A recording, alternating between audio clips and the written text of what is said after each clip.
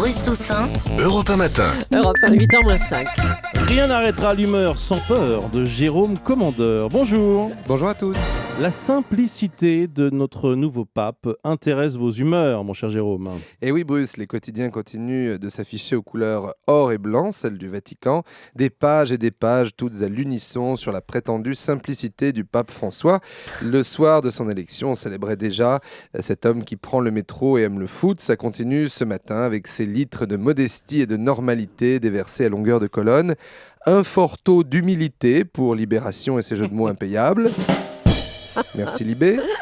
Alors je vous en livre quelques échos. Le pape a refusé la croix pectorale qu'on porte autour du cou pour garder la croix en métal qu'il porte habituellement.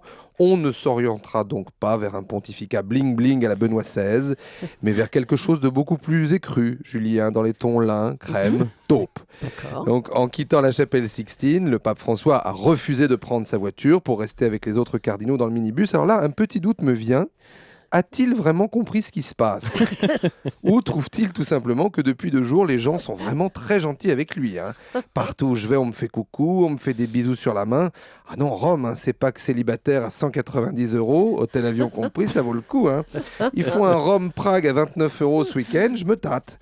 Alors tous les journaux y vont de leurs petites anecdotes personnelles, toutes confiées par ces petits rapporteurs de cardinaux. Dis donc, elles ont pas leur langue dans leur poche, les calottes. Moi, Non, vraiment. il m'a proposé de prendre l'ascenseur avec lui. Ah bon ? Moi, je me suis approché de la table quand il mangeait son risotto. Ah oui ? Moi, j'ai éternué, il a dit « à tes souhaits ». Et puis là, il y a ceux qui le connaissaient d'avant. Moi, je lui ai renversé du limoncello sur la soutane sans faire exprès, ça l'a fait marrer. Ah bah nous, on a passé la nuit à jouer à la PS3, il m'a mis une tannée à Prince of Persia. Hier, sur cette antenne, le cardinal Barbarin lui-même, le nombre de potes qui allaient sur Buenos Aires que je lui ai envoyé, Bergoglio, c'est un guide du routard, le mec connaît tout. Les bons plans, resto, bar, after.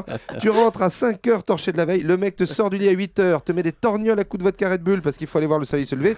Chez Bergoglio, si tu dors, t'es mort. Alors, interrogé sur le passé argentin du nouveau pape, son prétendu silence pendant la dictature, André XXIII, l'un des cardinaux français présents au conclave, explique que ce ne sont pas des éléments qui ont été pris en compte dans son élection. En toute simplicité. Merci beaucoup, Jérôme Commandeur. Merci, Jérôme. Lundi, retour d'Anne Roumanoff, je le signale. Et d'accord. Jérôme, Lundi, on vous mardi, retrouve mercredi. jeudi et vendredi prochain.